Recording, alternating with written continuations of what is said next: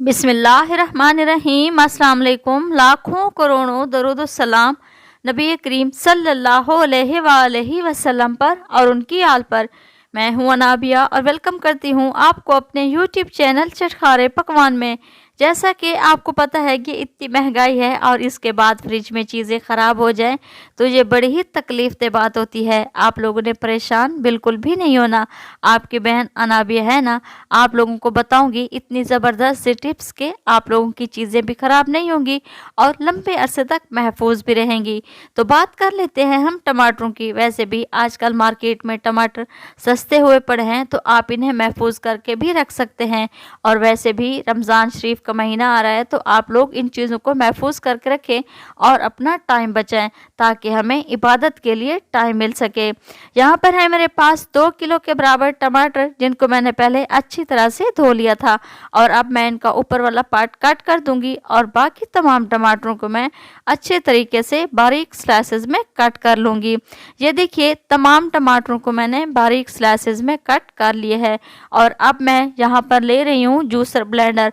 टमाटरों की मिकदार यहाँ पर ज़्यादा है इसलिए आप लोगों ने एक साथ सारे टमाटर ग्राइंड नहीं कर लेने, बल्कि आप इसे 2 हिस्सों में डिवाइड कर दें और इसको अच्छे तरीके से ग्राइंड कर लें।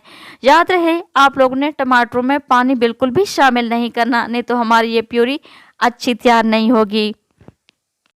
ये देखिए टमाटरों को मैंने अच्छे तरीके से ग्राइंड कर लिया है और अब मैं यहाँ पर एक कढ़ाई ले रही हूँ और उसके ऊपर मैंने एक स्ट्रेनर यानी छलनी रख दी है। आप एक बड़ी सी स्ट्रेनर ले लें और उसके अंदर ये पेस्ट शामिल कर दें ताकि इसके छिलके और बीज हम अच्छे तरीके से रिमूव कर सकें। आप लोग ने इनको अच्छे तरीके से ग्राइंड कर लेना है। ये देखिए तमाम टमाटरों को मैंने अच्छे तरीके से ग्राइंड कर लिया है और अब मैं चम्मच या स्पैचुला की मदद से इनको अच्छी तरह से छान लूँगी ताकि इसका पेस्ट भी अलग हो जाए और इनके छिलके और बीज भी अच्छे तरीके से अलग हो जाए। अगर आप लोग मेरे चैनल पर नए हैं तो प्लीज़ आप मेरे चैनल को सब्सक्राइब करें और बेल आइकन को भी प्रेस करना ना भूलिएगा ताकि मेरी हर आने वाली वीडियो आप लोगों तक सबसे पहले पहुंच सके। इससे ये होगा कि हमारा टाइम भी बच जाएगा और हमारी ये टमाटरों की प्यूरी भी तैयार हो जाएगी और हम इसे महफूज करके भी रख सकेंगे। जब भी आप चाहें दाल बनाना या फिर कढ़ाई या फिर मज़ेदार सी बिरयानी तो आप लोगों को टमाटर की प्यूरी एकदम फ्रेश और मज़ेदार सी तैयार मिलेगी। आप लोग ने इसको अच्छे तरीके से तैयार कर लेना है। ये देखिए मैंने इसको चूल्हे पर रख दिया है और चूल्हे को मैंने ऑन कर दिया है और आप लोग ने इसे सबसे पहले तेज़ आंच पर पहले अच्छा सा बॉयल कर लेना है। पहला बॉयल आप लोग इसे तेज़ आंच पर ही कर लेना है। ये देखिए इसको पहला बॉयल आ चुका है और अब मैं आंच थोड़ी सी स्लो कर दूंगी ताकि हम इसको मीडियम टू लो फ्लेम पर अच्छे तरीके से तैयार कर सकें।